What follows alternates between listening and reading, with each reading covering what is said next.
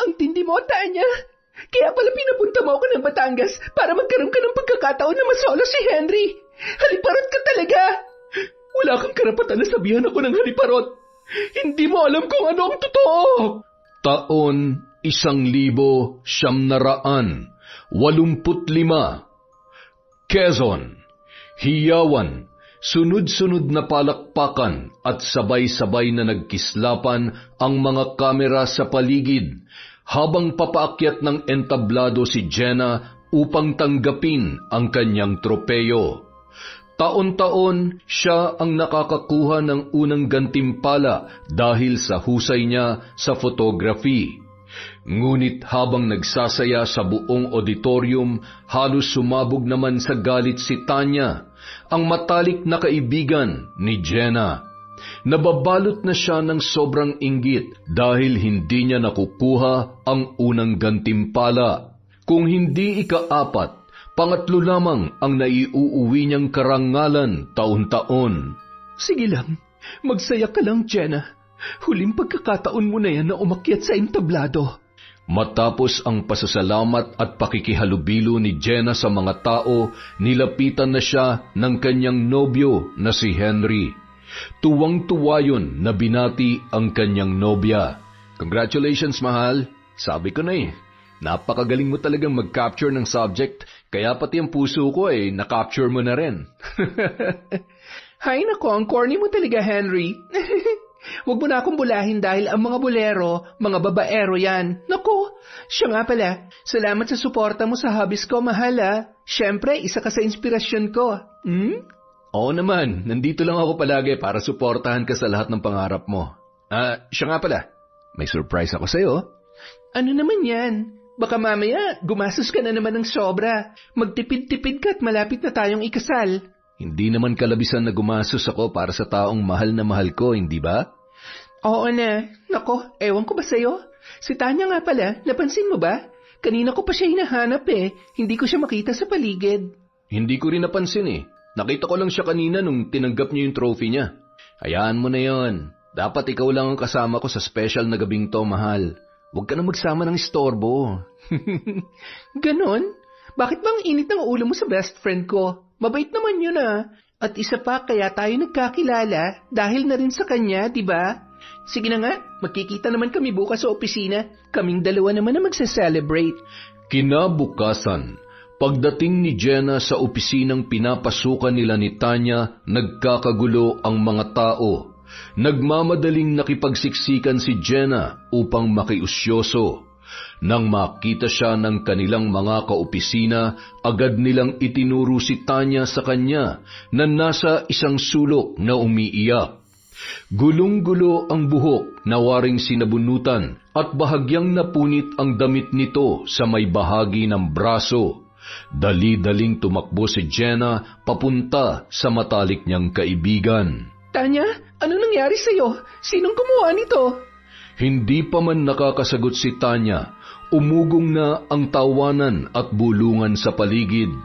Pinagtatawanan nila si Tanya dahil sinugod daw ito ng isa nilang kaopisina dahil nilalandi ng kanyang kaibigan ang nobyo noon.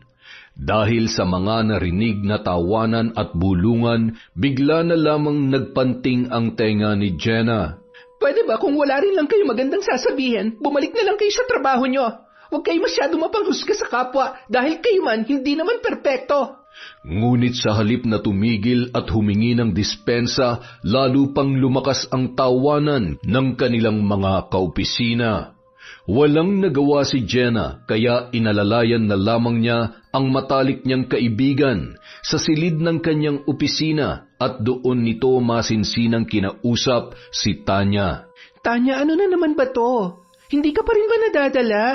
Hoy, ang plastic mo Kanina lang halos makipag-away ka para sa akin, tapos ngayon ako naman ang inaaway mo. Ano? Hoy, hindi kita inaaway. Matalik kitang kaibigan kaya concerned ako sa'yo. Ano bang gusto kong gawin ko? Naligaw sa akin yung boyfriend niya Type ko rin. Kaya bakit ko pipigilan ng sarili ko? Naghahanap ng ibang putahe ang boyfriend niya. Baka nauumay na sa kanya. My God! Naririnig mo ba yung sarili mo, Tanya? Hindi ka ba nahihiya? Bakit naman ako mahihiya? Masaya ako sa ginagawa ko.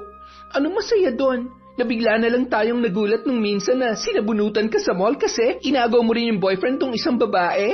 Masaya ka ba na sinusugod ka ng kapitbahay mo kasi nahuli niya kayo ng mister niya doon pa mismo sa kwarto mo? Pati asawa ng pinsan mo, Tanya, hindi mo na pinalampas. Tapos ngayon dito ka naman sa opisina nagkakalat. Ano naman ngayon, Jenna? Di iwasan mo na ako. Kalimutan mo ng best friend mo tong malanding to. Nakakahiya ako, di ba? Pasensya na, ha? Hindi kasi ako wholesome gaya ng image mo. Alam mong hindi yan ang ibig kong sabihin, Tanya. Hindi ka ba pwedeng magpakatino? Paano ka makakahanap ng lalaking siseryoso sa'yo kung ganyan ka? Hindi kita hinuhusgahan. Gusto kong ayusin mo ang buhay mo, yun lang. Hindi para sa akin, kundi para sa sarili mo, kaya please. Tanya, nakikiusap ako sa'yo. Matagal nang sira ang buhay ko. Ano pa bang aayusin ko? Sira na nga. Sinira na ng manyak na Sino? Sinong sumira sa buhay mo? Ikaw lang ang sumisira sa buhay mo. Pwede ba tama na? Wala kang alam kaya huwag mo akong husgahan. Sige na, bumalik ka na sa trabaho. Magkita na lang tayo mamayang lunch break. Uuwi na ako. Baka masapak ko lang yung mga kaopisina natin na malakas magparinig eh. Kala mo naman ang lilinis. Nagdadabog na lumabas ng kanyang opisina si Tanya. Napailing na lamang si Jenna dahil sa katigasan ng ulo ng kanyang kaibigan. Pagsapit ng hapon, bago mag-uwian, nakatanggap ng tawag si Jenna mula kay Tanya. Pinapupunta siya nito sa kanyang bahay dahil nagluto daw yon ng masarap na hapunan para sa kanyang kaibigan. Ay, Ma'am Jenna, tamang-tama po ang dating ninyo. Nakaluto na po si Ma'am Tanya. Ay, wow!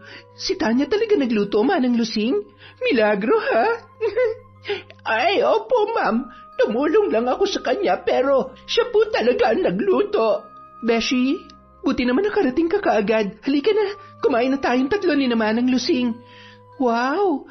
Mukhang masarap ang niluto mo, ha? Ano to, fiesta? Ano ka ba? Treat ko yan sa'yo kasi nanalo ka na naman ng first prize. Hala? Ako nga ang dapat na mag-treat sa'yo eh. Kaya nga niyaya kita kanina mag-lunch kaso umuwi ka na. Bakit? Porke ba third prize lang ang nakuha ko? Wala na akong karapatan na mag-treat sa'yo? Ay, oo nga naman. First prize ka kaya dapat ikaw ang gumastos at hindi ako. Hoy, ano ka ba? Hindi yun ang ibig kong sabihin. Ito naman nagtatampo ka agad? Tama na yan. Baka kung saan na naman mapuntay ang usapan ninyo. Kumain na lang tayo at nasa harap tayo ng grasya. Hindi maganda na nagbabangayan sa pagkainan. Sorry na, best friend. Tara na nga, kain na tayo. Mga paborito ko tong niluto mo eh. Kanina ka pa kasi eh. Alam mo naman kanina pa mainit ang ulo ko. Ay, siya nga pala, Jenna. May nagsabi sa akin na meron daw magandang lugar sa Batangas na ang ganda ng view, lalo na kung papalubog ang araw. Baka gusto mong kunan ng litrato. Ang ganda daw ng lugar, yun nga lang, aakyat ka sa bundok para makunan mo ng full shot ang paglubog ng araw. Malay mo, manalo ka na naman. Di ba next week may gusto kang salihan na photography contest? Uy, talaga? Tara, kailan natin pupuntahan? This coming weekend, okay ba sa'yo? Excited na nga akong sumali doon eh, kaya sige na, pumunta na tayo sa Batangas. Ay nako, sorry, hindi ako pwede. May date ako sa Sabado at sa Linggo naman, magnininang ako sa binyag. Ikaw kung gusto mo lang naman, kung hindi ka takot na walang kasama, puntahan mo. Nako, sayang naman. Mas maganda sana kung kasama kita para masaya na naman ang adventure natin sa bundok.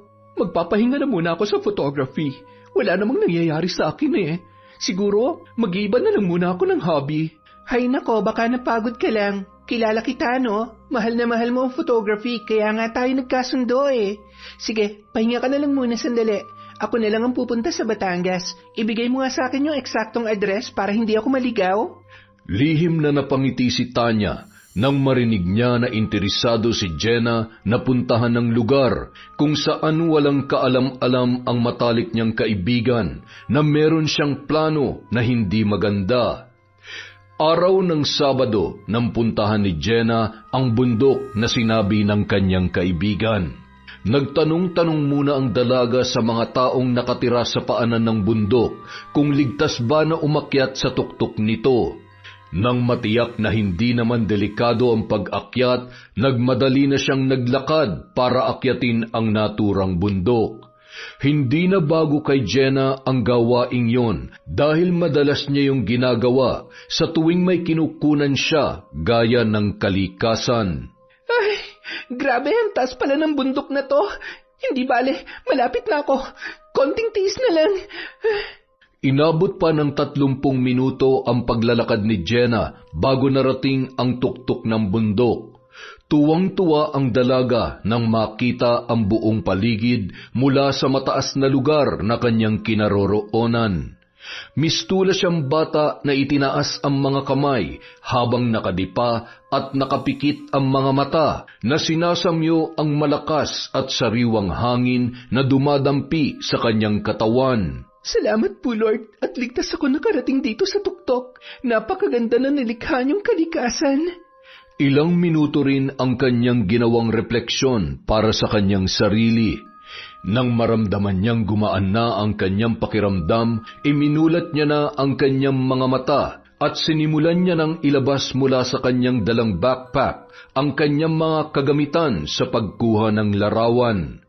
Naglatag na rin siya ng isang picnic mat at isa-isa na rin niyang inilabas ang baon niyang pagkain at tubig.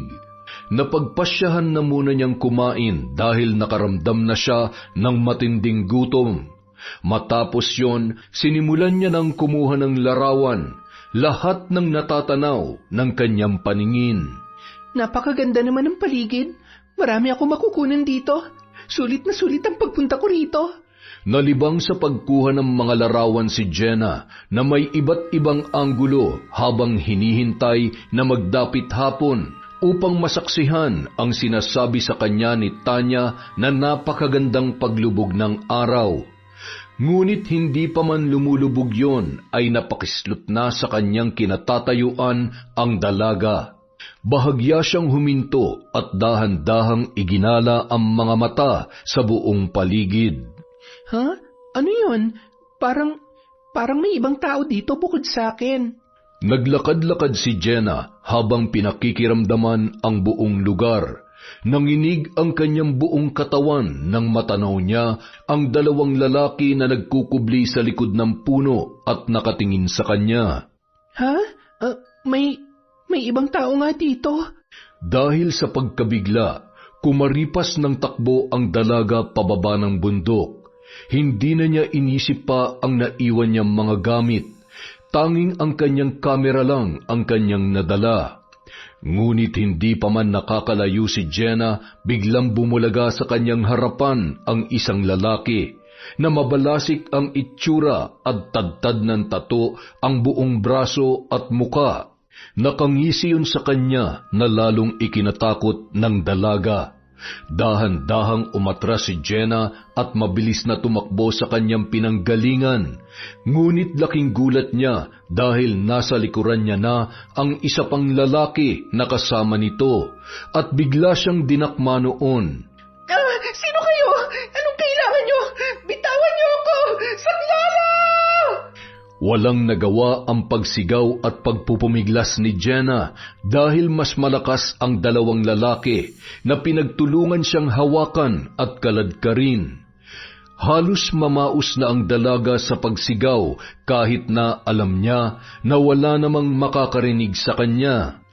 Para mapigilan siya sa paggawa ng ingay, sinikmuraan siya ng isang lalaki dahilan upang siya ay mahimatay. At nang mawalan ng malay si Jenna, pinasan siya ng lalaki habang nakasunod ang kasama nito na nagsilbing bantay sa buong paligid. Samantala, nang gabing yon, sa bahay naman ni Tanya, Ma'am, nasa sala po si Sir Henry. Hinahanap po kayo. Sige, susunod na ako. Mga ilang minuto rin ang lumipas bago lumabas ng silid si Tanya. Malakas ang kabog ng kanyang dibdib dahil alam niyang hinahanap ni Henry si Jenna. Pinilit nitong kumilos at maging kaswal sa harap ng kanyang kaibigan. Oh Henry, naligaw ka. Anong kailangan mo? Manang Lusing, pakibigyan nga po dito ng juice si Henry. Wag na po manang. Okay lang po ako. Sige po, Manang. Kung tapos na po kayo sa kusina ay magpahinga na kayo. Nang makaupo na ang dalawa sa sofa, pabulong na kinausap ni Henry si Tanya. Bakit hanggang ngayon wala pa si Jenna? Aba, malay ko ba? Siguro na traffic o may ibang pinuntahan. Bakit dito mo siya hinahanap? Bakit kasi inengganyo mo pa siya magpunta doon? At bakit hindi ka sumama? Bundok yun, Tanya. Delikadong umakyat na mag-isa sa bundok. Di sana sinamahan mo siya. Panay ka naman reklamo eh. Tsaka, sanay na mamundok si Jenna kahit nung hindi pa kayo nagkakakilala. Ilang minutong nanahimik si Henry. Maya-maya, dahan-dahan siyang lumapit kay Tanya at mahigpit niya yung hinawakan sa braso. Sige, total wala naman si Jenna. Sa iyo na muna ako magpaparaos. Namimiss ko na kasi yung araw na natikmang kita eh. Bitawan mo ako. Hindi mo na ako kayang babuyin ngayon, Henry. Bitawan mo ako. Pasimpleng isinalya ni Henry sa sofa si Tanya at galit na nagbanta. Pigil ang galit nito dahil ayaw niyang marinig ni Manang Lusing ang mga sasabihin niya sa dalaga. Sige, okay lang. Madali lang naman akong kausap. Mas gusto mo yatang kumalat ang balita sa probinsya natin na sumama ka sa akin kaya iniwan mong nobyo mong si Arthur na tatanga-tanga. Hayop ka! Sinungaling ka! Hindi yan totoo! Manyak ka! Ikaw ang sumira sa relasyon naming dalawa ni Arthur! At sino naman ang maniniwala sa'yo? Balitang-balita na nga dito na kung sino-sinong lalaki na lang ang pinapatos mo. Kahit si Jenna, hindi ka paniniwalaan. Pwede ba? Umalis ka na! Alis naman ako pero kailangan kong mailabas to. Pakiusap, umalis ka na! Patahimikin mo na ako! Iniwan ko na nga si Arthur kahit na mahal ko siya. Ano pa bang gusto mo? Sige, pumalag ka pa. Bukas na bukas din sira ang reputasyon mo sa baryo natin. Hindi na nakaimik pa si Tanya. Tanging impit na pagluha na lang ang kanyan nagawa habang itinatayo siya ni Henry at iginiya patungo sa silid ng dalaga. Naiipit siya sa sitwasyon at pananakot sa kanya ng kanyang kaibigan. Wala siyang magawa dahil ayaw niyang mabahiran ng dungis ang kanyang pamilya sa probinsya kung sakaling magpakalat ng kung ano-anong kasinungalingan si Henry kapag sinuway niya ito sa kanyang mga kagustuhan. At mas lalong ayaw niyang mabulgar ang katotohanan na isa siyang biktima ng panghahalay. Natatakot at nahihiya siya sa sasabihin ng kanyang mga kalugar. Ngunit ang hindi nila alam ay palihim silang pinagmamasdan ni Manang Lusing mula sa silid nito. Bagamat hindi niya naririnig ang naging usapan ni na Henry at Tanya dahil may kalayuan sa sala ang kanyang silid, para sa kanya, sapat na ang kanyang nakita upang magkonklusyon ang matanda na may lihim na relasyon sina Henry at Tanya na makita niyang pumasok ang dalawa sa silid ng dalaga. Naku po, babaero pala itong si Sir Henry. Tinuhog yung magkaibigan.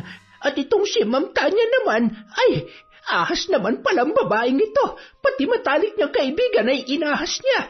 Grabe, kawawa naman si Ma'am Jenna.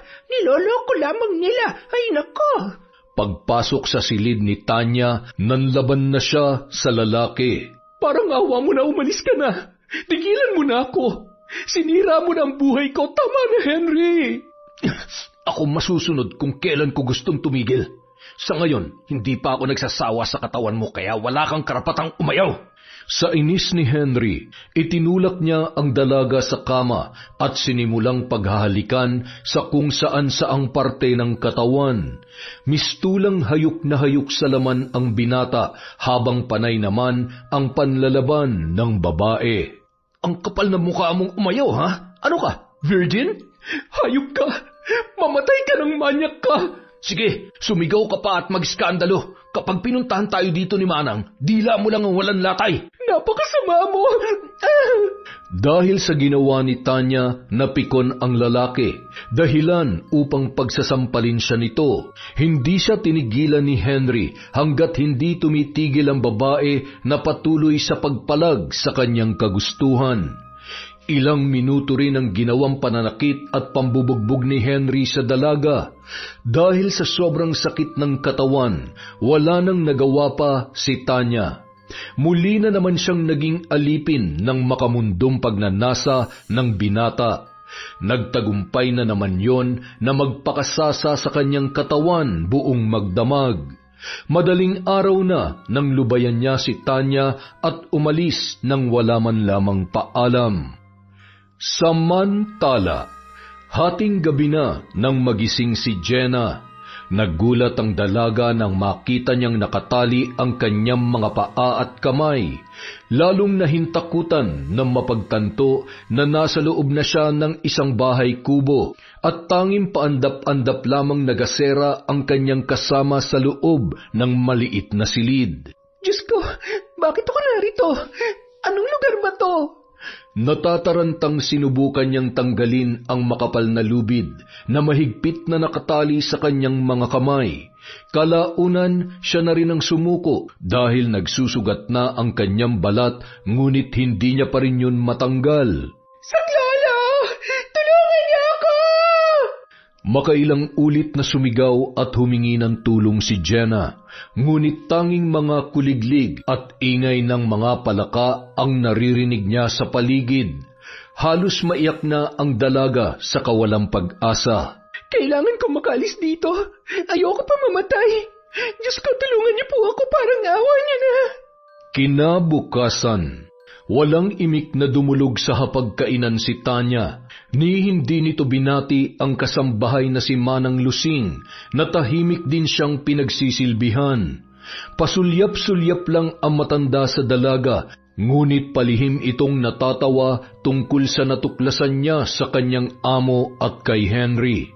Maya-maya pa, tumunog ang telepono na nasa sala, kaya nagmamadali yung pinuntahan ni Manang Lusing. Ma'am Tanya, may naghahanap po sa inyo. Lalaki po. Gusto raw po kayo makausap. Dali-daling tumayo sa kanyang kinauupuan ang dalaga. Sa sobrang galit niya kay Henry ay nakalimutan niyang may hinihintay siyang tawag mula sa isang grupo na inutusan niya para kidnapin si Jenna. Kumusta? Nagawa niyo ba? Biglang nag-iba ang ekspresyon ng mukha ni Tanya nang marinig ang sinabi ng kanyang kausap sa kabilang linya. Bakas sa mukha ng dalaga ang galit na kanyang pinipigilan. Ano? Ano hindi niyo nakita? Sa dami ng mga tauhan mo, hindi niyo siya nakita? Sige, hintayin mo ako't pupuntahan kita. Ano ba yan, mga palpak? Nagmamadaling inilapag ni Tanya ang telepono at pumasok sa kanyang silid. Mabilis siyang nagbihis at nakasimangot na nagpaalam kay Manang Lusing. Manang, ikaw na munang bahala dito, ha? Kumain ka na lang. Huwag mo na akong hintayin dahil hindi ko alam kung anong oras ako makakauwi mamaya. Ay, sige po, ma'am. Mag-iingat po kayo. Pagkatalikod ng dalaga, palihim nang umisi na parang nakakaloko ang matanda. Umiral na naman ang pagkatsismosa nito nang walang malinaw na basehan. Si Ma'am Tanya talaga. Ibang lalaki nga naman ang kausap. Kagagaling nga lang ni Sir Henry dito Ang hilig sa lalaki, hindi makontento sa isa. Ay nako! Sa lugar na kinaroroonan ni Jenna, naalimpungatan ang dalaga nang tumama sa kanyang muka ang mainit na sikat ng araw. Bigla siyang napabalikwas ng bangon dahil bukas na ang bintanang sawali at may natatanaw na siyang usok mula sa siga sa labas ng kubo. May tao na. Kailangan kong makalapit sa siwang na nasa dingding. Ang hirap gumapang nang nakatali ang mga kamay at paa. Ilang minuto rin ang lumipas bago nagawang makarating ni Jenna sa may dingding. Dali-dali siyang sumilip sa siwang, ngunit pagkadismaya lang ang kanyang nakita sa labas ng kubo. Ha? Silang dumukot sa akin. Ano bang kailangan nila sa akin? Habang nag-iisip ng malalim, narinig niyang papalapit na sa kanyang silid ang dalawang lalaki. Dali-dali siyang humiga sa sahig at nagkunwaring natutulog. Inilapag ng mga lalaki ang dala nilang pagkain sa harapan ni Jenna. Habang kinakalagan ang kanyang mga kamay ng isang lalaki, hindi na napigilang magtanong ng dalaga. Ano bang kailangan niyo sa akin? Anong atraso ko sa inyo? Parang awa niyo na, pauwiin niyo na ako. Walang narinig na anumang sagot si Jenna mula sa dalawang lalaki. Sinabi lang nila na kumain na ang dalaga at sabay na lumabas sa silid. Napilitan namang kumain ang dalaga kahit wala pa siyang gana. Naisip niyang kailangan niyang magpalakas upang makatakas. Samantala, galit na umuwi si Tanya. Agad siya nagpahanda kay Manang Lusing ng isang mamahaling alak at ipinadala niya yon sa kanyang kwarto. Habang umiinom, panay din ang hit-hitbuga nito ng sigarilyo. Buiset, paano hindi nila nakita sa bundok si Jenna? Pero nakapagtataka, bakit may mga gamit na naiwan doon si Jenna? Posible kayang natunugan niya tapos tumakas siya? Ay, nakakainis! Pumalpak ang mga plano ko. Pero, nasaan kaya si Jenna? Dapat nagpunta na siya sa akin. Makalipas ang ilang araw. Oh, Henry, anong ginagawa mo dito sa opisina? Wala dito si Jenna. Kahapon pa raw hindi pumapasok. Yun na nga eh. Bakit siya nawawala? May kinalaman ka ba sa pagkawala niya? Aba, huwag mo akong pinagbibintangan ha.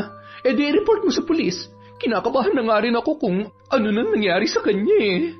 Mukhang may kinalaman ka talaga eh. Pinapunta mo siya doon tapos hindi ka sumama. Hindi ko siya pinilit, Henry. Kaharap si Manang Lusing na nag-uusap kami. Kagustuhan niyang pumunta doon kahit wala siyang kasama kaya hindi ko nakontrolado kung ano nangyari sa kanya. Mag-imbestiga ka para malaman mong dahilan. Kapag nalaman ko na may kinalaman ka sa pagkawala ni Jenna, humanda ka sa akin. Natatawa namang tiningnan lang ni Tanya ang binata habang papaalis ito na hindi man lamang nagpaalam at galit na galit sa kanya. Good luck sa'yo kung malalaman mo na ako ang may pakana. Ngunit kahit hindi pumalpak ang plano ni Tanya, malaking palaisipan pa rin sa kanya kung ano ang nangyari sa kaibigan. Gusto niyang malaman kung may ibang nagsabotahe sa kanyang mga plano. Samantala, sa kinaroroonan ni Jenna ay tahimik lamang ang dalaga. Maraming mga tanong ang naglalaro sa kanyang isipan. Marami rin siyang plano kung paano matatakasan ang mga tao na dumukot sa kanya. Kailangan kong makatakas. Siguradong kapag nalaman ng mga magulang ko sa Amerika na nawawala ako, mag-aalala ang mga yon. Sana hinahanap na rin ako ni na Henry at Tanya. Malamang nag-aalala na rin sila. Diyos ko, tulungan niyo po ako. Natigil lamang ang pagmumuni-muni ni Jenna nang dumating ang dalawang lalaking nagbabantay sa kanya. Tinanggal nila ang tali sa kamay ng dalaga at inabot nila ang isang sulat. Nakakunot noon niyang binuksan ang sulat at binasa. Ha? Ano? 2 milyong piso? Saan ko naman kukunin ang ganito kalaking halaga? Bakit ayaw humarap sa akin ng mastermind nyo? Duwag ka mo siya. Ang kapal na mukha niya magparansom ng milyones. Hindi ako mayaman. Halos maiyak na si Jenna nang malaman mula sa dalawang lalaki na kung hindi siya maglalabas ng 2 milyon ay papatayin nila ang dalaga. Pakisabi sa boss nyo na duwag siya. Paano ako makakapagbigay ng 2 milyong piso kung sa akin siya manghihingi? Eh, kinulong nyo nga ako dito. Bigyan niya kamo ako ng access para makontak ko mga magulang ko, tanga. Nang makalabas na ang dalawang lalaki, tuluyan nang napaiyak si Jenna. Ayokong mag-alala mga magulang ko, kaya kailangan makatakas ako sa lugar na to sa lalong madaling panahon. Hindi ako magbabayad ng ransom. Kinagabihan. Sige lang, magpakalasing kayong dalawa. Oras na makatulog kayo, tatakasan ko na kayo. Ilang oras din ang hinintay ni Jenna hanggang sa makatulog na sa kalasingan ang dalawang lalaki. Nagmamadali siyang gumapang papunta sa baso na iniwan sa kanya habang kumakain ng hapunan. Dinampot niya ang baso at kahit nakatali ang kanyang mga kamay ay buong lakas niya yung hinagi sa dingding upang mabasag. Nakakainis! Bakit hindi ka mabasag? Makisama ka naman, kailangan ko nang makatakas dito. Nanggigigil na dinampot ulit ng dalaga ang baso at sa ikalawang pagkakataon, ubod lakas niya itong muling ibinato at sa wakas ay nagawa niya na yung basagin. Dali-dali niyang dinampot ang isang piraso na may matulis na dulo at yon ang ipinanghiwa niya sa lubid na nakatali sa kanyang mga kamay. Sige pa, konti na lang mahihiwa na kita. Habang hinihiwa ang lubid, panay din ang sulyap niya sa dalawang lalaki na tulog na dala ng kalasingan. Naroon pa rin ang kanyang takot na magising ang mga yon. Nakahinga lang siya ng maluwag nang tuluyan ng maputol ang lubid sa kanyang mga kamay. Salamat po, Diyos ko. Itong tali na lang sa paang sobrang higpit. Ang hirap kalasin. Nang tuluyan niya ng makalas ang tali, hindi na siya nag-aksaya pa ng panahon. Dahan-dahan siya nagpunta sa bintana at maingat na tumalon. Madilim ang buong paligid at hindi alam ni Jenna kung saang direksyon siya pupunta. Nakakatakot. Bahala na. Ang mahalaga, makalayo ako dito. Huminga ng malalim si Jenna bago tuluyang tumakbo ng napakabilis. Sa sobrang dilim ng paligid, makailang beses siyang nadapa. Masukal ang lugar kung saan siya napadpad, ngunit hindi siya tumigil sa pagtakbo kahit na hindi niya na alam kung saan siya dadalhin ng kanyang mga paa. Pagod na ako. Bakit wala akong makitang kalsada o mga bahay man lang? Nagpatuloy sa pagtakbo ang dalaga. Hindi niya na alintana kung ilang beses nang may tumamang sanga sa kanyang muka at katawan dahil sa dilim ng buong paligid. Ipinagdasal na lamang niya na wala siyang makasalubong na mabangis na hayop sa masukal na gubat. Ilang oras din siyang hindi tumigil sa pagtakbo hanggang sa may natanaw siyang isang kubo at sa di kalayuan ay nakita niya ang kalsada. Nagmamadali siyang lumapit sa kubo upang humingi ng tulong at makiinom, ngunit biglang nagbago ang kanyang isip. Hindi na. Baka kakilala lang nila mga kumidnap sa akin. Simula ngayon, hindi na ako dapat kaagad magtiwala. Halos mapugto na ang hininga ni Jenna habang binabaybay ang kalsada. Nabuhayan siya ng loob nang may natanaw siyang sasakyan na puno ng gulay. Malayo pa lamang iwinigayway niya na ang kanyang mga kamay upang huminto ang sasakyan. Oy, Ineng, gabing-gabi na. Anong ginagawa mo dito? Naku, tulungan niyo po ako. Meron pong kumidnap sa akin. Kailangan ko pong makauwi sa amin. Mabuti na lamang mabait ang mag-asawa na nagtitinda ng gulay. Nais pa sana nilang tulungan ng dalaga upang mag-report sa mga pulis, ngunit tumanggi na si Jenna. Nalaman din niya sa mag-asawa na siya ay nasa Mindoro. Maraming salamat po sa tulong ninyo. Hindi ko po ito makakalimutan. Ay, walang anuman, Iha. Mag-iingat ka, ha? Pag uwi mo sa inyo, balitaan mo kami, ha? Ay, teka. Ayaw mo ba talagang mag-report sa mga pulis? Naku, hindi na po. Baka may koneksyon din po ang kumidnap sa akin sa mga pulis. Hindi ko naman po nilalahat pero ayoko na po magtiwala. Ang layo po pala ng pinagdala nila sa akin. Sa Batangas po nila ako kinidnap pero sa Quezon City po ako nakatira. Awang-awa ang mag-asawa kay Jenna. Binigyan nila ng pera ang dalaga upang may maipamasahe siya sa bangka patawid ng Batangas pauwi sa Maynila. Hindi sukat akalain ni Jenna na mayroon pa siyang makikita roon na mga tao na mayroong mabuting puso. Maraming salamat po talaga. Pangako po, kapag naayos ko ng problema ko, babalik po ako sa inyo upang magpasalamat at makabawi sa mga kabutihan niyo sa akin. Ay nako, wag mo nang isipin yon. Sige na, mag-iingat ka. Kinabukasan, magbubukang liwayway na nang sapitin ni Jenna ang bahay ni Tanya. Papungas-pungas pa si Manang Lusing na pinagbuksan siya ng pintuan. Gulat na gulat yon nang makita ang dalaga.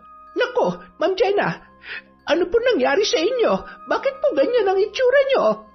Papasukin niyo muna ako, Manang. Pakitawag po si Tanya. Kailangan kong tulong niya. Sige po, ma'am. Halika kayo. Ay, wala nga po pala si Ma'am Tanya. Kagabi pa po siya hindi umuuwi. Saan po ba kayo nanggaling? Ang balita ko ay hindi ka na umuwi simula nung pumunta ka sa Batangas. May nangyaring hindi maganda sa akin, Manang Lusing. Kaya gusto ko po makausap si Tanya. Sana naman kaya gumala ang babaeng yon? Ma'am Jenna, hindi naman po siya nakikialam ako pero hindi ko po maatim na hindi sabihin sa yung nalaman ko. Sana po ay huwag ka magalit sa akin. Bakit? Ano po yun, Manang? Kasi ma'am, nung nakaraan na wala ka nagpunta dito si Sir Henry. Matagal po silang nag-usap ni Ma'am Tanya. Pagkatapos po nilang mag-usap, pumasok sila sa kwarto ni Ma'am Tanya. Madaling araw na po nung umuwi si Sir Henry. Ano? Manang, totoo ba yung sinasabi nyo? Huwag po kayong gumawa ng kwento. Mahal na mahal ako ni Henry at alam ko na hindi magagawa sa akin yun ni Tanya. Ma'am Jenna, bakit naman po ako magsisinungaling sa inyo? Naaawa lang po ako sa inyo kasi ang bait-bait nyo tapos niloloko lamang kayo ng dalawa. Nasa iyo na ma'am kung maniniwala ka sa akin o hindi. Parang mauupos na kandila na napasandal na lamang sa sofa ang dalaga. Sunod-sunod na pumatak ang kanyang mga luha dahil sa nalamang kataksilan ng dalawang tao na pinakamalapit sa kanya. Manang, alis na po ako. Maraming salamat po sa lahat. Pwede po bang huwag niyo na lamang sabihin sa kanila na nagkita tayo? Pakiusap, Manang Lusing. Kaligtasan ko po ang nakasalalay dito. Kaya po ako nawala ng ilang araw. Kinidnap po ako. Ngayon po nagdududa na ako sa kanila. Jesus Mariosep, malamang nga ay may kinalaman ang dalawa sa nangyari sa'yo. Huwag ka mag-alala. Walang makakaalam na nagkita tayo. Sige na, umalis ka na at baka dumating na si Tanya. Mag-iingat ka, Ma'am Jenna. Nagmamadaling umuwi si Jenna sa kanyang apartment. Kumuha lang siya ng ilang pirasong damit at umalis na rin kaagad gamit ang kanyang kotse. Dumaan siya sa bangko at nag-withdraw ng malaking halaga. Pagkatapos ay nag-check-in sa isang hotel at doon na siya naligo at kumain ng almusal. Matapos kumain, bumalik na siya sa kanyang silid at nagpasya na muna siya matulog dahil sa sobrang pagod. Samantala, bumabaha ng alak at pulutan sa bahay ni Henry habang kainuman ang kanyang mga barkada. Masayang-masaya ang binata habang ipinagyayabang ang nalalapit nilang kasal ni Jenna. Sige lang mga pre, kapag nakasal na kami ni Jenna, mas marami pang inuman ang pagsasaluhan natin. Ibang klase ka talaga, tol. Ang lupit mo. Habang masayang nakikipag-inuman ang binata, ay nakatanggap siya ng tawag. Ilang minuto rin itong nakipagtalo sa kanyang kausap sa kabilang linya. At nang matapos ang naturang tawag, ay halos ibato ni Henry ang kanyang telepono. Ang tatangan nyo! Isang babae lang natakasan pa kayo! Hindi malaman ng lalaki ang gagawin. Maya-maya, kinausap niya ang kanyang mga kabarkada na kailangan niya nang umalis dahil merong emergency. Pagkaalis ng mga lalaki, agad naman itong nagpunta sa apartment na tinutuluyan ni Jenna. Anak nang, nakauwi na siya. Wala na rin yung kotse dito. Saan ka nagpunta, Jenna? Saglit na nag-isip si Henry. Naisip niya na kay Tanya yun pumunta kaya nagmamadali niyang pinaharurot ang kanyang kotse papunta sa bahay ni Tanya. Dahil sa sobrang traffic, hapon na nang makarating si Henry. Naabutan niya ang dalaga ngunit hindi niya gaanong maidetalye ang pagtatanong dito dahil may bisita yon na ipinakilala sa kanya na nobyo raw ng dalaga. Uy, may bisita ka pala. Gusto ko lang sanang magtanong kung may balita ka na kay Jenna. Wala pa rin eh. Ikaw ang boyfriend niya, diba? Dapat inire-report mo na sa pulis ang pagkawala niya. Sige, kung hanggang bukas wala pa rin balita, ire-report ko na talaga. Kung sakali mapadaan siya dito, balitaan mo ako agad ha. Paano? Alis na ako. Mukhang nakakaistorbo na ako sa inyo eh. Ay, ang gagaling magdrama ng dalawang ito Ni hindi man lang nagalit si Sir Henry na may ibang lalaki si Ma'am Tanya. Nako, ito yata yung sinasabi nilang trip-trip lang kahit may sabit. Ay nako, nakakadiri itong amo ko. Sayang, maganda pa naman. Haliparot lang talaga.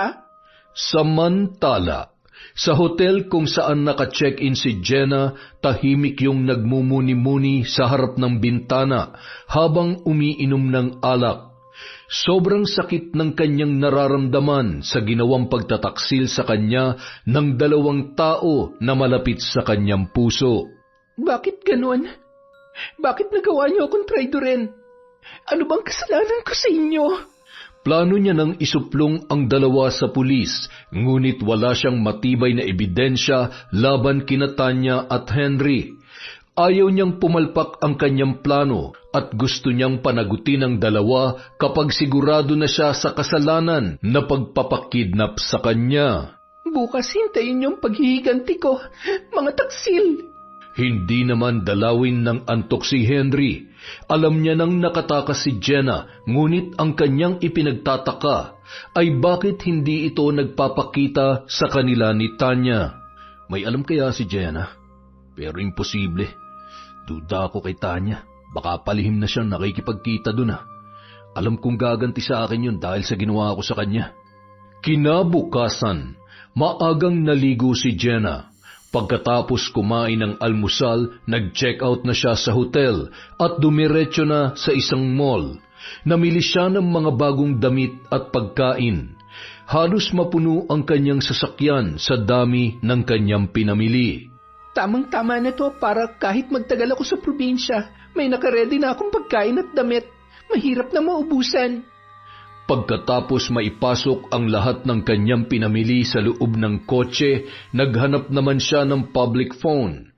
Naisip niyang yun ang gamitin upang hindi siya madaling mahanap ni Tanya at Henry. Umpisahan na natin ang laro, mga taksil.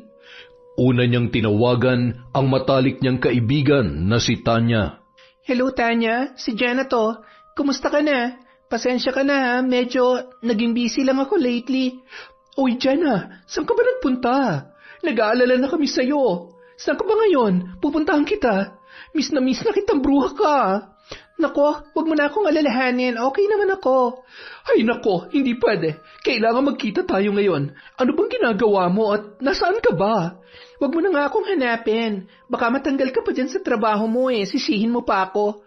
Tumawag na nga pala ako sa HRD natin. Nagpaalam muna ako na may emergency lang akong aasikasuhin. Ay nako, ang daya mo talaga. Mamayang hapon magkita tayo. Susunduin kita. Ay nako, wag kang makulit. Sige na, babay na. May pupuntahan pa ako. Pakibantayan nga pala yung boyfriend kong babaero Baka matulog sa kung saan-saang kandungan yan May sasabihin pa sana si Tanya sa kanyang kaibigan, ngunit binabaan na siya ng telepono noon. Nangingiti naman na parang nakakaloko si Jenna habang tinatawagan naman nito ang kanyang nobyong si Henry. Hello? Sino to? Hi mahal, kumusta ka na? Jenna? Ikaw ba yan? Oh, ano ba nangyari sa'yo? Ikaw, kumusta ka na? Okay lang ako, mahal. Pasensya ka na, ha? May mga inaasikaso lang kasi akong bagong negosyo. Kapag naayos ko na tong deal na to, siguradong kikita ako ng 2 milyon.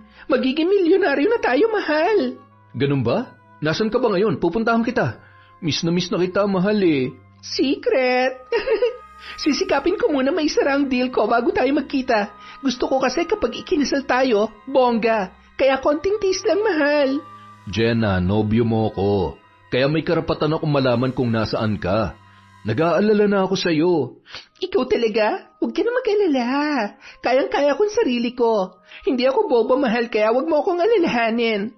Pakibantayan mo nga pala si Tanya. Haliparot pa naman ang babaeng yon. Baka mapahamak siya. Ano ba, Jenna? Ang tinatanong ko kung nasan ka ngayon, wala akong pakialam kay Tanya. Matanda na yun para bantayan ko pa, no? Sige na, mahal. Dumating na yung kausap ko. Bye! Gigil na gigil si Henry nang bigla siyang pagbabaan ng telepono ng kanyang nobya. Bakit parang wala lang kay Jenny yung nangyari sa kanya? Sigurado ko na may alam na siya. Pero, imposible. Ay, ano bang pinaplano mo, Jenna? Alam ko may plano ka dahil may binanggit kang 2 milyon. Tuwang-tuwa naman si Jenna habang papasakay ng kanyang kotse. Siguro umiikot dampot ng 2 yon. Nagdesisyon si Jenna na umuwi na lang muna sa probinsya sa Bicol at doon na lang muna magtago sa bahay ng kanyang tiyo Melchor. May ibang naiisip na paraan ng dalaga kung paano niya mapapaamin ang dalawa sa ginawang pagkidnap sa kanya. Naging mahaba ang biyahe ni Jenna kaya nagkaroon siya ng pagkakataon na mapagtagni-tagni ang lahat na nangyari. Kaya kong masaktan at pagtaksilan nyo. Pero ang patayin ako, wala yung kapatawaran. Bakit ba ang tanga ko na hindi ko naramdaman na niloloko na ako ng 2? Sa gagawin ko sa inyo, iiyak rin kayo gaya ng ginawa nyo sa akin. Samantala, imposible na wala kang alam kung nasan si Jenna. Sa lahat ng ayoko yung niloloko ko. Talaga? Eh ikaw, hindi ka ba manloloko? Pag nalaman niya mga kahiyupang ginagawa mo sa akin, hindi ba panloloko yon? Huwag mong ubusin ang pasensya ko, Tanya. Saan nagpunta si Jenna? Hindi ko nga alam, ang kulit mo. Nung tumawag siya sa akin, ayaw niyang sabihin. Ayaw niya nga makipagkita sa akin eh. Tapos binabaan niya pa ako ng telepono. Ikaw, hindi ka ba niya tinawagan? Di ba tinawagan ka rin niya? Bakit pati sa'yo ayaw niyang sabihin kung nasaan siya? Tapos akong kinukulit mo. Hindi ko na maintindihan kung galit ba siya o kung anong nangyayari sa kanya. Eh baka naman kasi may ginawa kang kasalanan sa kanya, kaya kanya pinagtataguan. Hindi naman yun magkakaganon kung wala kang kasalanan sa kanya. Ano sa palagay mo? Ikaw, wala ka bang ginawa sa kanya? Ba't ayaw niya rin magpakita sa'yo? Biglang natigilan si Tanya sa sinabing yon ni Henry dahil guilty rin ang dalaga ngunit hindi siya nagpahalata sa binata. Siguro alam niyang sa akin ka pupunta dahil magkaibigan naman tayo, kaya pati sa akin nagtatago siya. Hayaan mo na nga lang muna yun, baka nagpapalamig lang ng ulo. Inis na iniwan ni Henry ang dalaga. Hindi siya nanghihinayang kung sakaling magkahiwalay sila ni Jenna. Ang pinanghihinayangan niya ay ang 2 milyong piso na pera na naging bato pa. Kailangan kong malaman kung nasan si Jenna. Kung kailangan kidnapin ko siya ulit, gagawin ko. Lumalatag na ang dilim nang makarating si Jenna sa bahay ng kanyang tiyuhin sa Bicol. Nasurpresa ang matanda nang makita ang kanyang pamangkin. Tao po? Chong Melchor? Sino ba yan? Sandali lamang at malabo na ang mata ko. Chong, si Jenna po ito. Sino ka mo? Parang hindi kita kilala. Si Chong talaga. Si Jenna po ako. Anak ni Evelyn, yung kapatid nyo. Naku, Hineng. Hindi kita kaagad nakilala. Parini at pumasok ka na.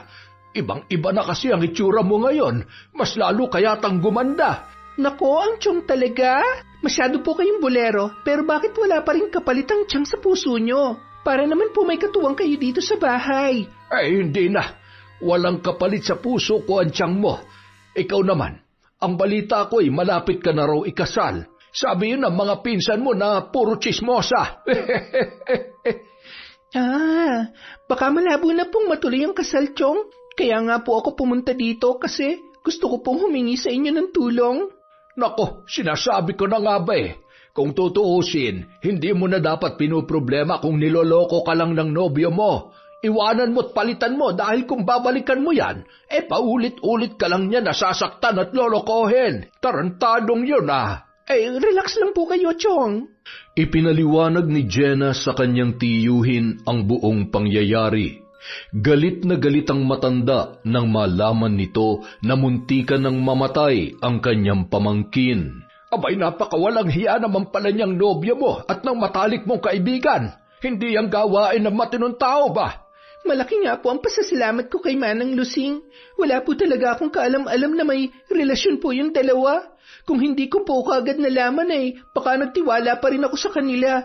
Kaya po nagdududa ako ngayon na silang may pakana na kidnapin ako dahil si Tanya po ang nagsabi sa akin na may magandang lugar sa Batangas. At si Henry, bago po ako umalis, iniwan ko sa kanya ang address na pupuntahan ko. Kaya sa susunod, huwag ka nang basta-basta magtitiwala. Kahit nga kadugo kung minsan ay tatraidorin ka pa rin. Chong, kaya nga po ako nandito. Gusto ko po silang ipabarang sa inyo. Pwede po ba yon? Wala po ako matibay na ebidensya na sila nga ang gumawa nun. Pero kapag binarang niyo sila, baka po mapaamin natin. Posible po ba yon, Chong? Ay, oo naman. Tutulungan kita.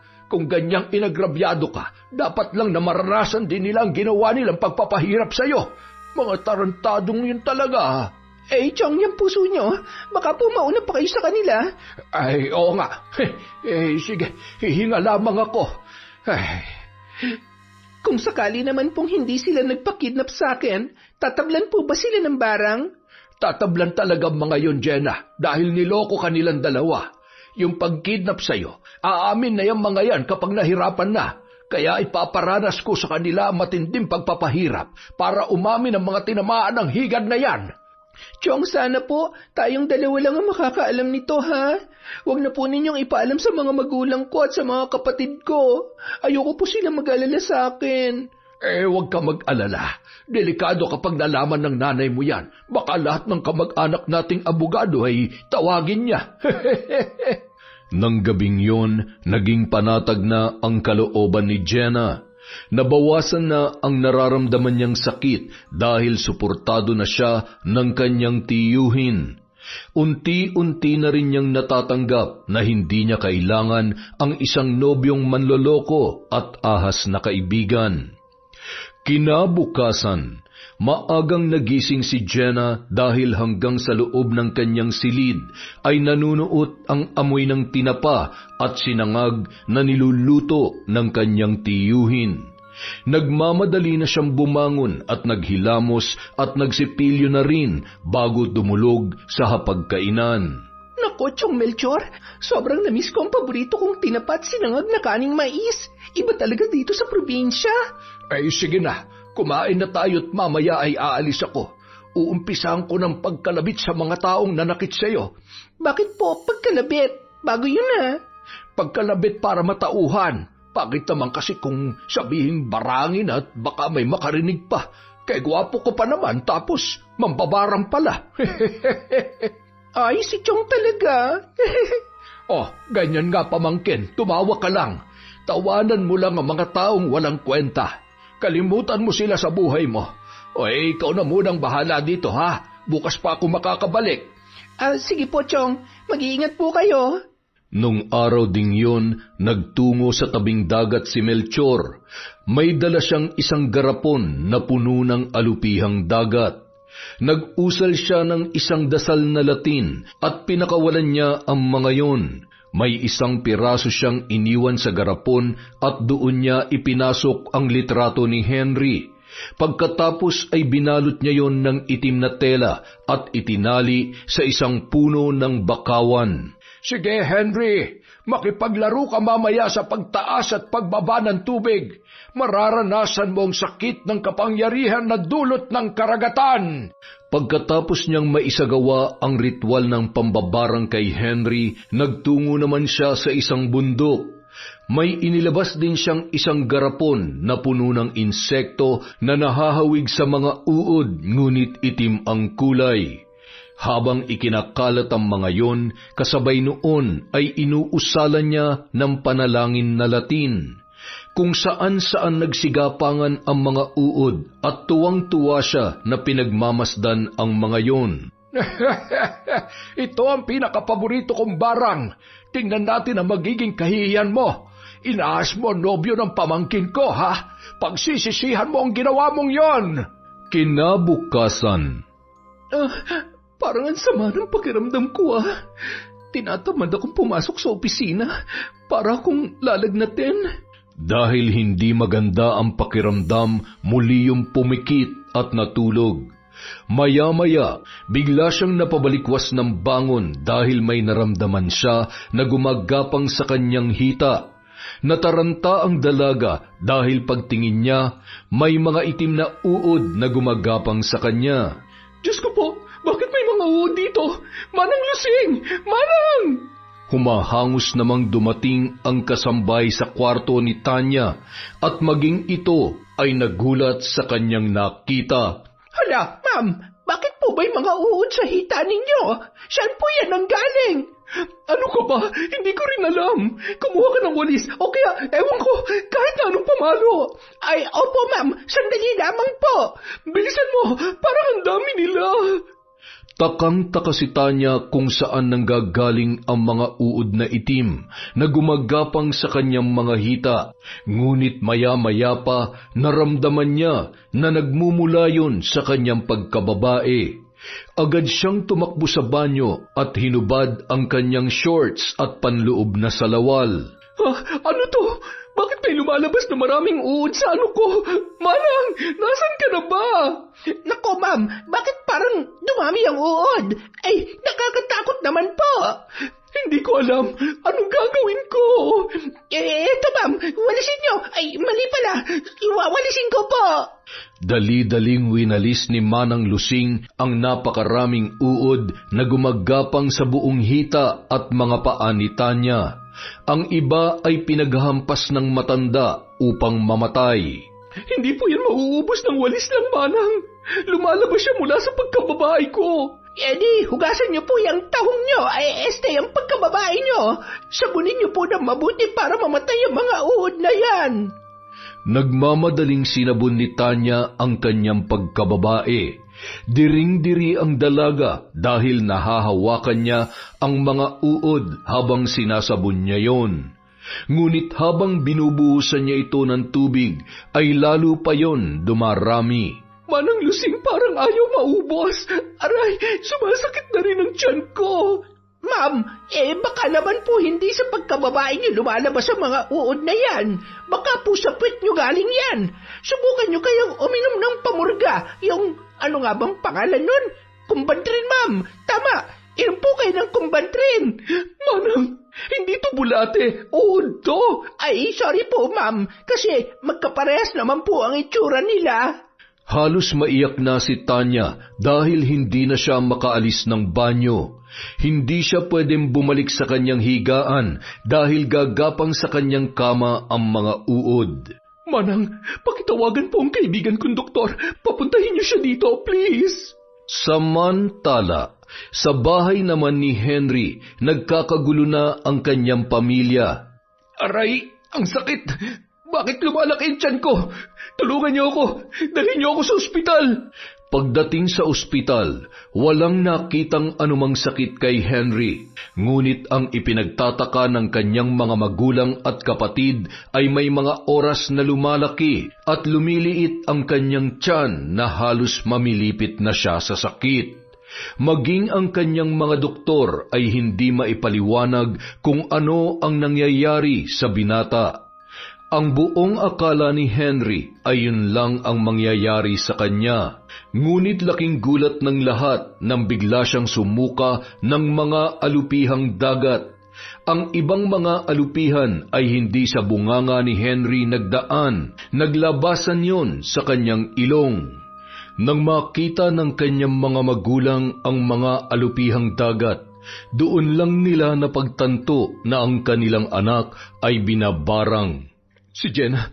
Sa tingin ko si Jenna may kagagawan nito. Walang nagawa ang mga magulang ni Henry kundi ang ilabas siya sa ospital. Napagdesisyonan nila na sa albularyo na lamang nila dadalhin ang kanilang anak. Ilang linggo rin ang lumipas, ngunit walang albularyo ang nakapagpagaling sa binata. Malaki na ang ibinagsak ng kanyang katawan dahil wala na siyang ganang kumain at hindi na rin niya makayanan ang sakit na nararamdaman sa tuwing lumalaki ang kanyang tiyan. Hindi ko na kaya. Gusto ko nang mamatay. Samantala, Ma'am Tanya, kumain po kayo kahit kaunti lamang. Namamayat na po kayo. Mas lalo kayong manghihina kung hindi po kayo kakain. Hindi ko na alam ang gagawin ko, Manang Lusing. Habang tumatagal, pati ang pagkababae ko'y lumalaki na rin. Bakit walang doktor ang makapagpagaling sa akin? Sa tingin ko po ay binabarang kayo. Ganyan po kasi ang nangyayari sa probinsya namin. May mga lumalabas na kung ano-anong kulisap o insekto sa katawan ng tao na binabarang. Sigurado ka ba, Manang? Uso pa ba sa panahon ngayon ang barang? Ay, opo. Uso pa, ma'am. Ayan nga, binabarang ka. Ay, ang ibig ko pong sabihin ay, baka po kasi may atraso ka sa isang tao na sobrang galit na galit sa inyo. Hindi na lamang napaimik pa si Tanya sa sinabi ng kanyang kasambahay. Naisip niya kaagad ang kanyang matalik na kaibigan na si Jenna ang nagpapabarang sa kanya. Kung totoo nga ang barang, baka nga si Jenna ang may kagagawan nito. Matagal na siyang hindi nagpapakita sa amin ni Henry, pero imposible yon dahil wala naman siyang alam sa ginawa ko. Sa Bicol, habang kumakain ay masinsinang kinausap si Jenna ng kanyang tiyong Melchor. Ano ngayon ang plano mo, Jenna? Babawiin ko na ba ang ginawa kong pambabarang sa nobyo mo at sa matalik mong kaibigan? O gusto mo silang tuluyan? Huwag po muna, Chong Melchor. Bukas po, luluwas ako sa Maynila at pupuntahan ko sila. Titingnan ko po kung aamin na yung dalawa. Ay, delikado yung iniisip mo. Baka pagdiskitahan ka ng mga kamag-anak nila, lalo na ng nobyo mo. Huwag po kayo mag-alala, Chong. Ako na po ang bahala. Hindi naman po ako pupunta doon na mag-isa lang. Sige. Basta mag-iingat ka, ha? Bumalik ka lang kaagad kung hindi magiging maganda ang lakad mo. Salamat po sa lahat ng tulong ninyo, Chong Melchor. Kinabukasan, maaga pa lang ay bumiyahe na si Jenna pabalik sa Maynila. Pagdating sa patutunguhan ay nagpunta kaagad ang dalaga sa police station upang humingi ng backup security. Isinalaysay niya rin sa pulisya na nakidnap siya ngunit nagtago muna ng ilang araw upang hindi siya masundan ng mga may kagagawan noon. Nagpaalala rin siya sa mga pulis na ang pupuntahan niyang mga tao ay hindi niya pa nasisiguro kung yun nga ang mga nagpadukot sa kanya. Habang papalapit ang sasakyan ni Jenna kasunod ang mga pulis, may natanaw na siyang pamilyar na mga muka na pumasok sa loob ng bahay ni Henry. Halos manginig ang kanyang katawan nang makita ang naturang mga lalaki. Sir, bilisan po ninyo. Yung mga taong pumasok sa loob ng bahay ng nobyo ko, sila po ang kumidnap sa akin. Sigurado po ako. Dahil sa sinabing yun ni Jenna, mabilis na sinundan ng mga pulis ang dalawang lalaki na pumasok sa bahay ni Henry. Nagkagulo ang pamilya ng lalaki at nabigla sa mga pangyayari. Kaagad na pinusasan ang dalawang lalaki na positibong itinuro ni Jenna. Galit na galit kay Jenna ang mga magulang ni Henry dahil kung ano-ano raw ang kanyang ibinibintang. Huwag po kayo magalit sa akin dahil ako po ang biktima dito. Hindi ako maaari magkamali dahil nakasama ko sila ng ilang araw kaya kilala ko sila. Damputin niyo na po ang mga hayop na yan. Sa sobrang galit ng nanay ni Henry na sabunutan niya si Jenna, isinisi nito sa dalaga ang pambabarang sa kanyang anak. Hindi ko po ipinabarang ang anak ninyo. Alamin niyo muna kasi kung walang inagrabyadong tao si Henry. Ako nga na nobya niya ipinakidnap niya at ipinatutubos ng 2 milyong piso. Dahil sa pagkakagulo at komprontasyon, umamin na ang dalawang lalaki na inutusan nga sila ng binata na kidnapin si Jenna. Nalaman din nila na kaya nagpunta ang dalawang lalaki sa bahay ni Henry ay ayaw na nitong bayaran ang kanilang serbisyo dahil nga nakatakas si Jenna sa kanilang mga kamay. Halos madurog ang puso ng dalaga nang marinig ang sinabi ng dalawang lalaki. Hindi niya maubos maisip na ang lalaking kanyang minahal at pinangarap na makasama habang buhay ay may kakayahang gawin ang ganong klaseng krimen sa kanya. Nagwawala at halos mahimatay ang nanay ni Henry nang puntahan ng mga pulis ang binata sa loob ng kwarto nito. Nang makita nito si Jenna ay naatim pa rin nitong magbanta. Humanda ka, Jenna. Wala kang matibay na ebidensya na magdidiin sa akin. Tapos na, Henry. Umamin ng mga binayaran mong mga tao para kidnapin ako. Kaya ano pang lusot mo? Matapos ang pagsasampa ng kaso laban kay Henry at sa dalawang lalaki na kumidnap kay Jenna, pinuntahan naman nito si Tanya upang kumprontahin. Ay, Ma'am Jenna, kumusta po kayo? Mabuti naman po at napadalaw kayo dito. Kumusta na po Manang Lusing? Nandyan po ba si Tanya?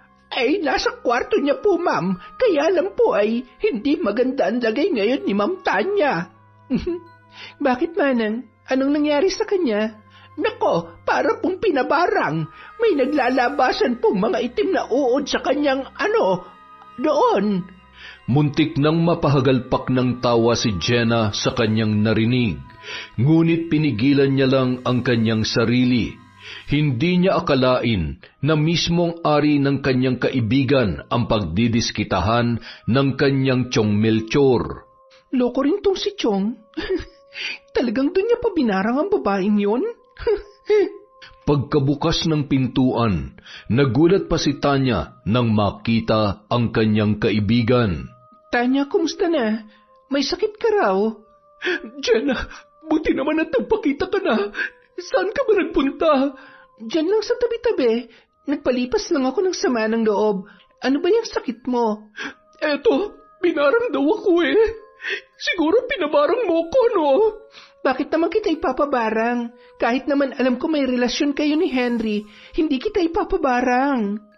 Biglang napaupo sa kama si Tanya nang marinig ang sinabi ni Jenna. Relasyon? Jenna, wala kaming relasyon ni Henry. Ano ka ba? Hanggang ngayon ba naman magsisinungaling ka pa rin sa akin? Alam ko na ang totoo, Tanya. Sino naman ang nagsabi sa'yo ng chismis na yan? Ayan si Manang Lusing. Ay, di ba Ma'am Tanya, nung nasa Batangas si Ma'am Jenna ay nagpunta dito si Sir Henry?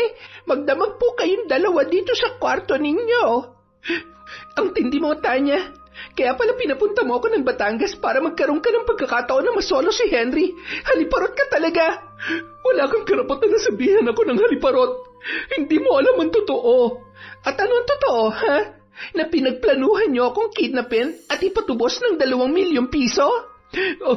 Anong 2 milyon? Teka lang, ano bang pinagsasasabi mo, Jenna?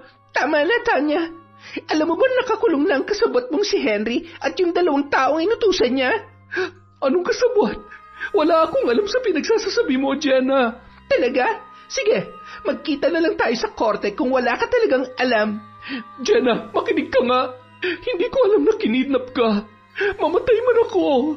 Kung totoong si Henry ang nagpakidnap sa'yo, pati pala ikaw ay hindi niya pinalampas. Ano na naman kasinungalingan yan? Anong hindi pinalampas, ha? Panahon na siguro para malaman mong totoo, Jenna. Matagal ko rin itong itinago sa lahat. Ako lang ang nakakaalam.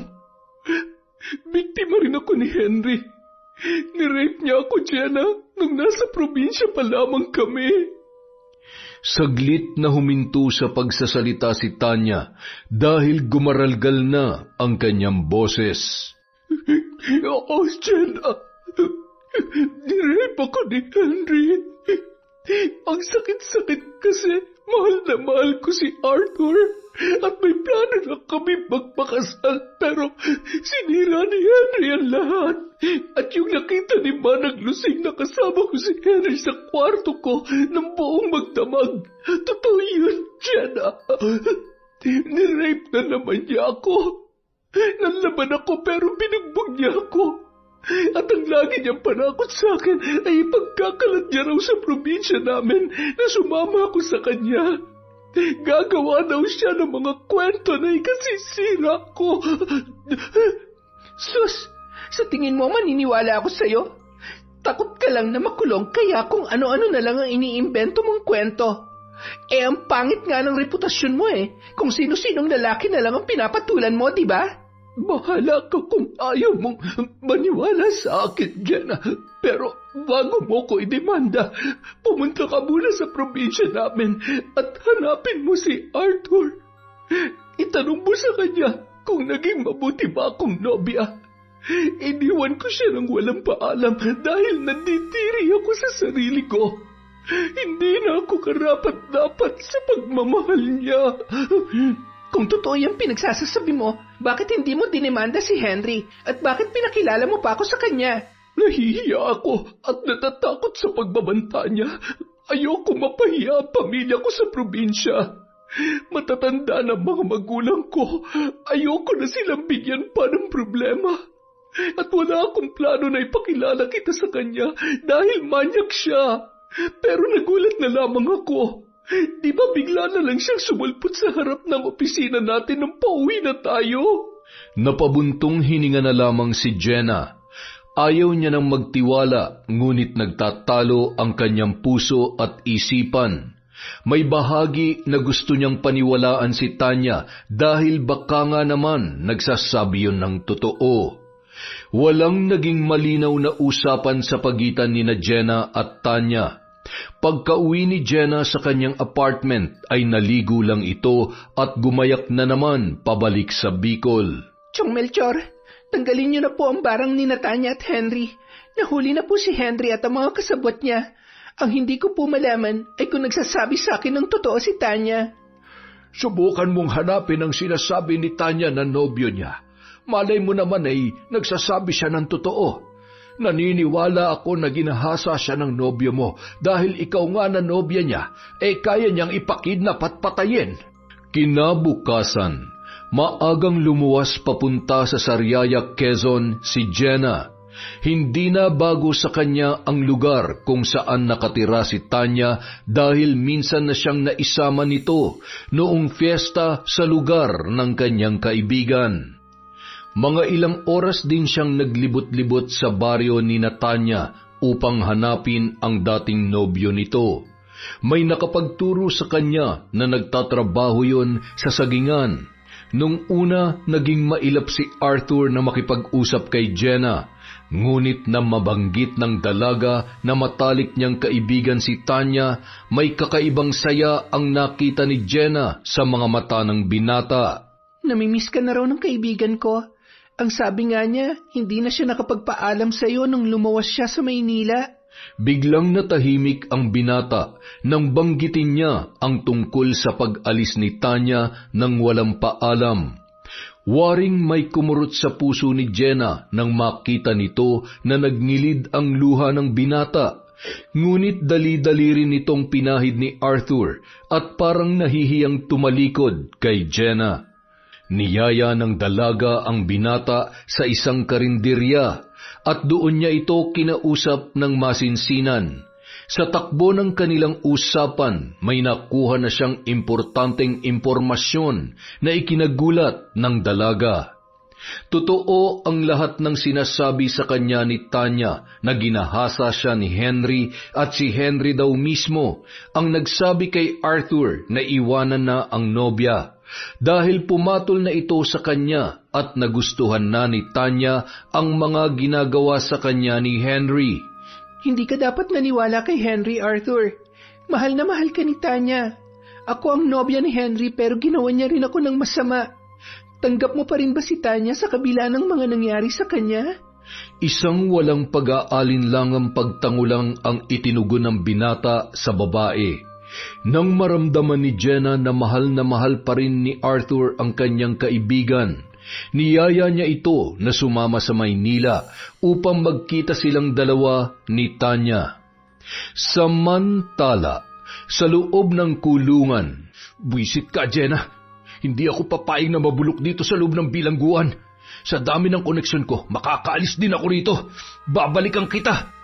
Maraming tinawagan ang mga magulang ni Henry na matataas ang posisyon sa gobyerno upang magpadrino, ngunit hindi umubra ang lahat dahil tinawagan na ni Jenna ang kanyang magulang sa Amerika at ipinahawak nila ang kaso laban kay Henry sa mahuhusay na abogado na pinsan ni Jenna.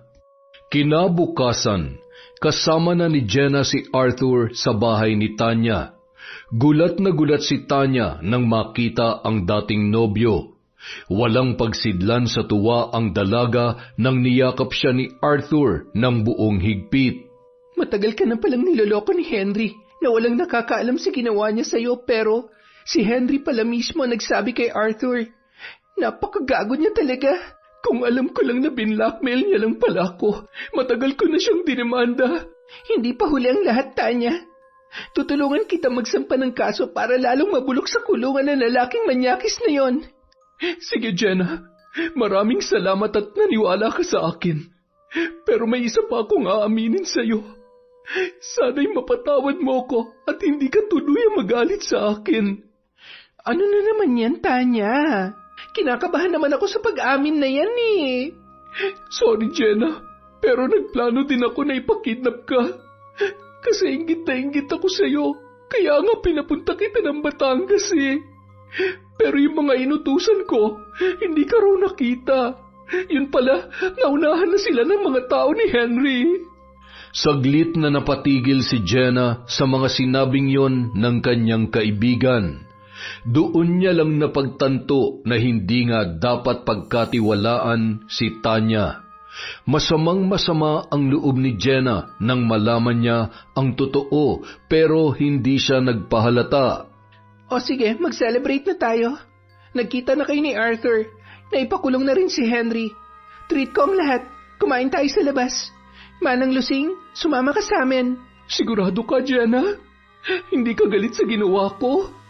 Tapos na yon, Tanya. Ano pa ba magagawa ko? Siguro, niloob ng Diyos na makatakas ako upang makilala ko ng husto ang mga taong dapat kong pagkatiwalaan at maging kaibigan. Pagkatapos ng mga pangyayari, hindi na muling nakita pa o nakausap ni Tanya si Jenna. Nag-resign na rin sa kanyang trabaho si Jenna at wala nang bakas na maaari pa siyang makontak ng kahit na sino. Pinutol na nito ang pakikipag-ugnayan sa dati niyang matalik na kaibigan. Yon, isa na namang matinding kwento ng pagkakaibigan at pagtatrayduran. Dahil dyan, meron na naman po tayong shout-out. Simulan po natin kay Jevy Diano. Uy, idol, salamat ha. Kay Salvacion Roldan, kay Cat Burglar Cutie, kay Rodrigo Gonzales. Shout-out po kay Chris Gel Mamado, Shauma TV. Hello po kay Monica Nieves, kay Elizabeth Dungka, kay Janice Delfin Ramirez, kay Asodi Sen Cerila, kay Nita Canillas. Hello po kay Cecil Vlog, kay Joy Aniban, kay Amy Carbonilla, kay Mel Santarita. Shout out po kay Melissa Auditor Dabu. Shout out din po kay Rochelle Pelino, kay Kimpoy Feliciano, kay Virgie Latorre, Miss Lady Neng. Hi po kay Scarlett Sky Maniego, kay Mirna Alfaro, kay Estela Da Silva, Edna J. from Japan. Hi po kay Anely Juarez, kay Virginia Pontillas, Sydney Crosswind, The Color Purple. Hi po kay Billy Ray, Jenny May at Ray Buendia from Lucy Buendia. Shout out din po kay Marcos Balingasa, Alma Mihay, Biyahe ni Kuya Geng, hello po. Hi kay MGS14, kay Resel Galope, kay Jobel Baldonasa, kay Janet Cisneros, kay Kilonyo Viane. Hi din po kay Jessica Sobremonte, kay Erza Scarlett, Te Chavez Cheng, Kuya Jayat, Papa Apollo from Rosalyn Gumok. Hi po kay Cute Survivor. Hi din po kay Adam Lasa, kay Hayashi Megan, kay Nympha Arcal. Hi kay Christine Victorino, kay Yasmin Bautista, sa mga Central Mommies ng Pasig from Cristina, Peru. Hi kay Helen Flores, kay RV Tiong, kay Ge Ukol, Alia at Mama Luz ng Caloocan from Luz Viminda, Rapas. Hi po kay Joel Malikse, kay Cliven Dubalan, kay Cassandra Cory, Sanaling Family at Marilor Guevara. Hi po kay Jasmine Vicente, kay Lady Dam, kay Maribel Balabag, kay Jelana Amanda at kay Crescencia Lirio. Maraming salamat po ulit sa walang sawang pagsuporta sa Kwentong Enteng.